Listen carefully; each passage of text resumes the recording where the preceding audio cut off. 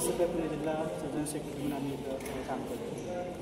आपल्या सगळ्यांनाच माहिती की आता काही काळापूर्वी आम्ही चर्चा पण सरांशी केली सरांशी सेंट्रल किचनच्या जेवणामध्ये जे समुद्राला पुरवलं गेलं त्यामध्ये आळ्या आढळल्या आणि ही बाब सगळ्याच तिथल्या स्थानिक लोकप्रतिनिधींनी आणि सरपंच प्रतिनिधींनी सगळ्यांनी उपस्थित केली.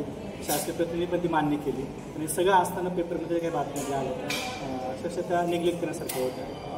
आमचं म्हणणं आहे की 23पासून हे सेंट्रल किचन सुरू झालं आणि सेंट्रल किचन सुरू झाल्यापासून अनेक अडचणी त्यावेळेस पण आलेल्या आणि त्यावेळेस चपात्यांमध्ये फुगे आढळले होते. अनेक ठिकाणी सोयाबीनमध्ये आढळल्या होत्या. जेवण वेळेवरती गेली होती. चपाती एका साईडने भाजी जाते एका साईडने भाजी जाते.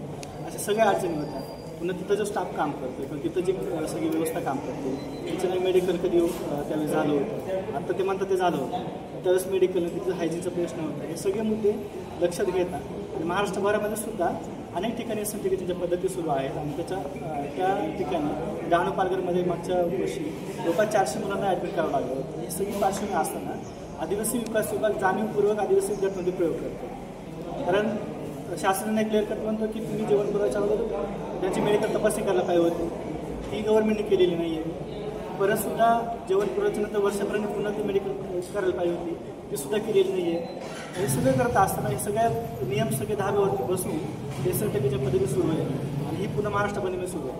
आणि महाराष्ट्रभरामध्ये सगळे अशीच प्रकरणं बऱ्याच घडतात. मासे आढळतात, मुंगे आढळतात, आया आढळतात, उंदराची लेंडी आढळतात. हे सगळे प्रकरण घडते आणि त्याच्यावरती हे सगळे चौकशीचे वरिष्ठ चौकशी म्हणून हे सगळे प्रकरण दाबण्याचे प्रयत्न केले जातात. आणि एका विशिष्ट एका मोठ्या ठेकेदाराला हे कॉन्ट्रॅक्ट दिलं गेलेलं आहे आणि त्याच्यामुळं हे कदाचित आम्हाला असं वाटतं की निवडणुकीचा फंड म्हणून निवडणुकीसाठी काही पक्षांना फंड दिला जातो आणि म्हणून ते पक्ष आदिवासींच्या विषयी काही धोरणं घेतात का असं दिसतंय. आणि हे सगळं असं असताना आमचं जे म्हणणं आहे हे सगळ्याच्या बाबी आम्ही समोर आणल्यात आढळल्यात. शेवटी शासनामध्ये जी गाडी वापरली जाते ते जेवण पुरवायला गोडेगावला जेवण बनतं ते मावळतात. शासनामध्ये वातानुकूलित गाडी असावी. आपला छोटा हाती त्याच्यामधून त्या छोट्या हातीमधून ते सगळे जेवणाचे डबे दिले जातात. हे सगळ्या अशा अनेक घटना घडून सुद्धा म्हणजे प्रशासन त्याच्यावरती व्यवस्थित रिपोर्ट देत नाही आहे.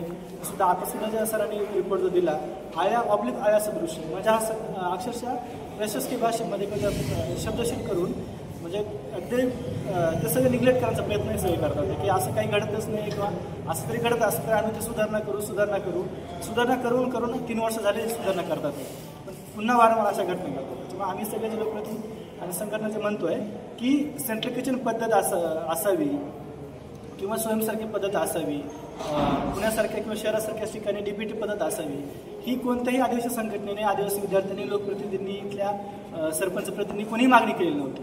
तरीसुद्धा जाणीवपूर्वक आदिवासी मुलांना किंवा आदिवासीचे विद्यार्थी जी पिढी आता शिक्षण घेते त्या पिढीला शिक्षणाच्या बाहेर फेकण्याचा कट कारस्थान हे विभाग करते असा आमचा थेट आरोप आहे. आणि असं दिसतंय सर बऱ्याचदा आता जी सगळ्या पद्धती आल्या त्याच्यामधून अनेक मुलं ही बाहेर पडत चालत आणि जो आदिवासींच्या शिक्षणाची जी टक्केवारी जी वाढायला पाहिजे सगळ्या याच्यामध्ये ती आता घटत चालली आहे. पुन्हा त्या शिक्षणाचं जे त्याचा दर्जा आहे तो सुद्धा आता घटत चालला आहे. त्याच्यामुळं आमचं सरळ असं म्हणणं आहे की सेंट्रल किचन पद्धती असेल, स्वयंसारखी पद्धती असेल, स्वयंच्याऐवजी शासकीय हॉस्टेल प्रत्येक ठिकाणी तालुक्याच्या ठिकाणी जिथं शाळा आहे जिथं वसतिगृह आहे तिथं हॉस्टेल शासकीय इमारती बांधाव्यात. ज्या ठिकाणी शासकीय इमारती नाहीत तिथं भाटकातवरती तात्पुरती इमारती घेऊन मुलांना वसतिगृह प्रवेश द्यावा ना की स्वयंसारखा प्रवेश द्यावा. मुलं आता डीपीटी पद्धत शहरामध्ये सुरू आहे ती पद्धत बंद करून शासकीय मेस पद्धती सुरू करा.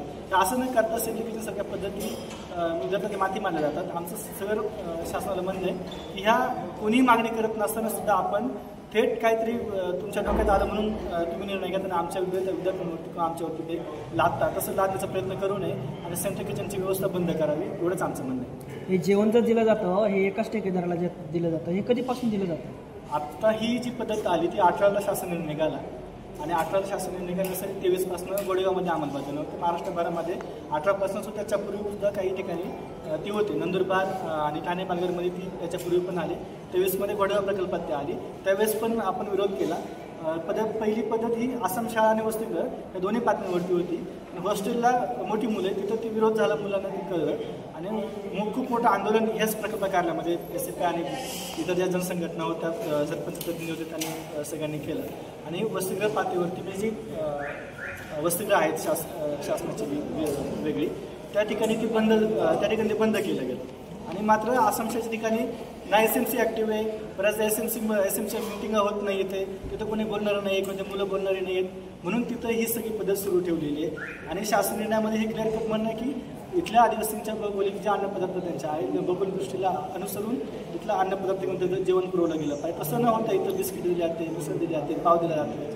आपण पाव जर मेडिकल याच्यामध्ये गेला तर पाव हा बेकरी प्रोडक्ट आहे, त्याचं काही विशिष्ट कानुसार त्या विद्यार्थ्यांना परिणाम होणारच आहे. हे सगळे प्रकरण हे सगळे प्रकार आता सर्टिफिकेटच्या माध्यमातून हे करतात ते. आणि याची विशिष्ट संस्था आहे, श्री शक्ती संस्था म्हणून एक संस्था आहे, त्यांना हे कॉन्ट्रॅक्ट गोड्यामध्ये दिलेलं आहे. इतर ठिकाणी पण अनेक ठिकाणी बाकीच्या संस्था आहेत, त्याच्यामुळे ही एकच संस्था आहे. त्याच्यामुळे आमचं जे म्हणणं आहे की ते बंद व्हावं आणि वसतिगृह आणि आश्रमशाळेचे वसतिगृह आहे त्या आश्रमशाळेच्या वेळेनुसार वसतिगृहामध्ये आश्रमशाळेमध्ये जेवण दिलं जावं, गरम ताजा आर्द्र.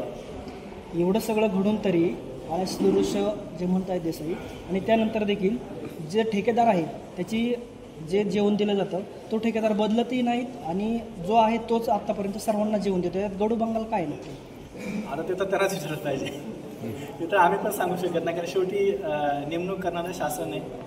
त्यांनी काय आम्हाला विचारलं नाही, जनसंघटनांना विचारलं किंवा सरपंच लोकप्रतिनिधींना विचारलं. शेवटी आम्ही जे आमदार खासदार दिले होते त्यांनी कदाचित त्याचा सगळं निर्णय घेतला असेल, त्यांनी ती संस्था निवडली असेल. हा त्यांनाच विचारला पाहिजे. आमचे जे लोकप्रतिनिधी आहेत, जे आमदार खासदार आम्ही निवडून दिले, त्यांना तुम्ही विचारू शकता हा प्रश्न. जनशक्ती यूट्यूब चॅनेलला सबस्क्राईब करून बेल आयकॉनवर क्लिक करायला विसरू नका.